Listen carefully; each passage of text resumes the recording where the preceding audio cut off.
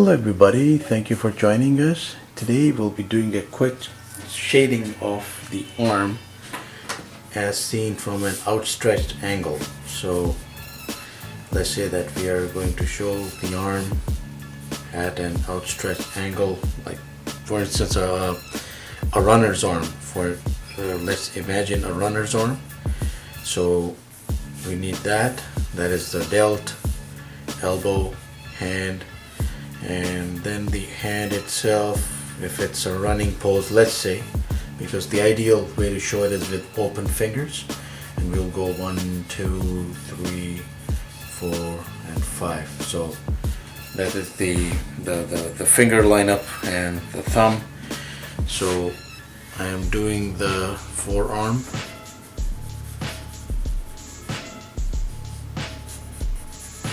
Back of the forearm, elbow, tricep set, and there is the other delt. Now depending on, of course I'm not focusing on the delt here, depending on the angle and how far stretched and back it is, we can change the arrangement of the delt accordingly.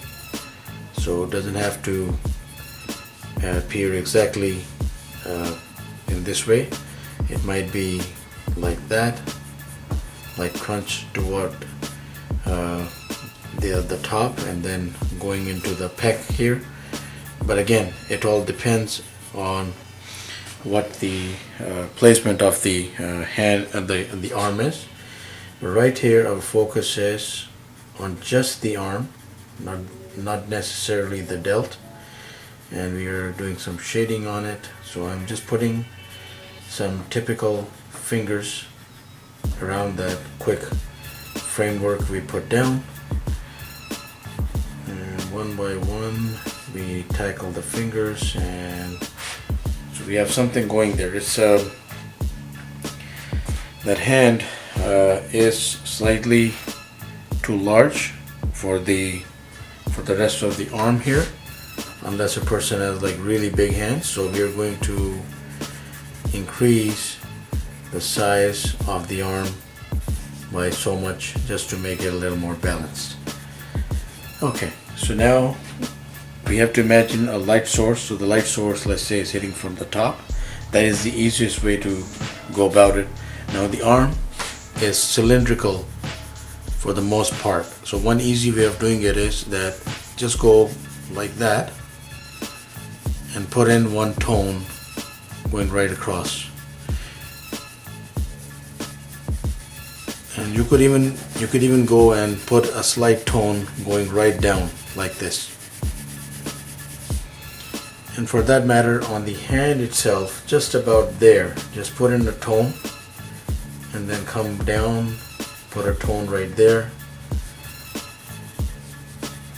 Alright, so now you have to imagine if it's a cylindrical shape, the usual practice is to have a heavier tone set right in the middle, because that's where the curvature starts, and that's where the light sharply fails to fall on that curvature, and then it gradually, because there's a light source around, it goes really faint, and then sometimes slightly darker here at the edge. And that's how a cylindrical shape usually looks when it's with those lines as edges. So it's the same concept here, except the arm is like different set of shapes. So we will just go, because this is a quick sketch, and we will just go very quickly, because depending on the musculature of the person, or how developed his frame is, the light, how it reflects on the different angles might actually vary. So it's not necessarily the same for every arm, but most commonly all the flat features are affected somewhat like that with light. So let's say that I have a curvature right around there, around the tricep, and the more muscular the arm is, the more developed, let's say, the more intricate or the more complex, let's say, the shadows and tones will become. So right now I'm putting that along this curvature of the delt. Around the curvature of the tricep, I'm going that far, and that along the elbow, and then coming down to the forearm, somewhat like that. Now there will be, of course, let's say that there's a horseshoe right around there. If there is, then you will have to have a slight tone going off it and slight tone going into the deep end of the horseshoe. Again, depending on how developed the arm is. Slight tone going against the striation around the delt area. Again, the delt is not our focus, so we will shift back. And then perhaps, depending again on the musculature, let's say that he has there's some development in the biceps, some striation, and then you'll have to go and put that in shadow and tone as well, depending on how complex, how well developed, again, as I mentioned, the arm is. But the idea would be to have darker tones right there.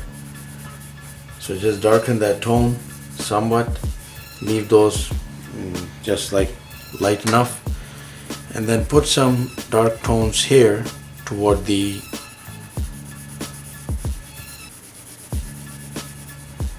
bottom, and then put some muscle definition, if you will,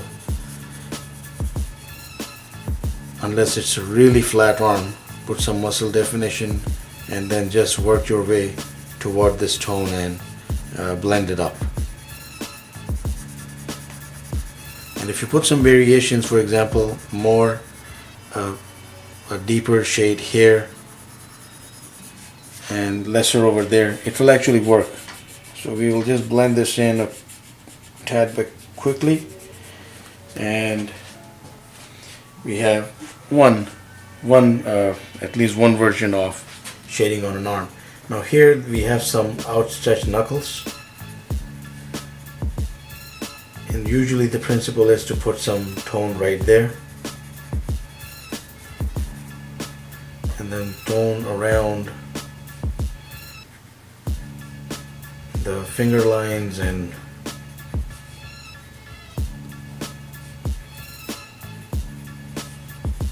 then there's also the veins. So there's this bulging vein right here in the middle, and we put a tone right there from the get-go. Then right along the bulge of the hand, extra tone right there, perhaps to complement the knuckle here. Then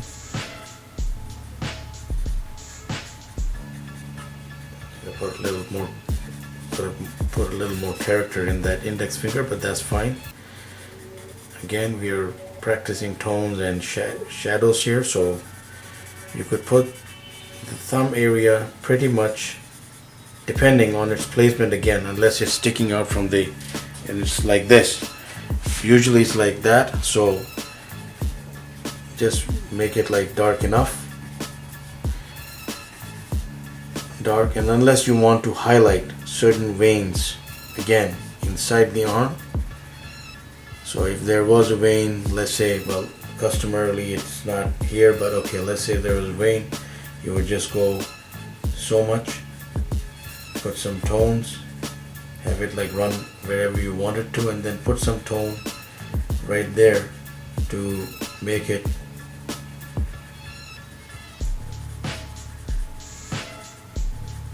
pop out a little bit. So tones on either end, but and then the vein itself has this cylindrical, the same concept inside it.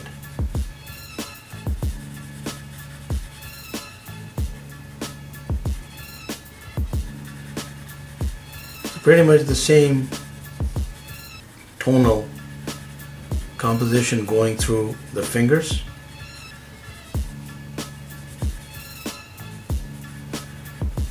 Alright, so there we have it. That vein is not really accurately portrayed because I just showed that as an example because I didn't put one here where it mostly is. But again, every hand is different. So there's one tone and shadow exercise for an outstretched arm. From that angle, from a runner's angle, let's say, the back arm in motion. Thank you for watching. Please do subscribe and keep in touch. Have yourself a wonderful day.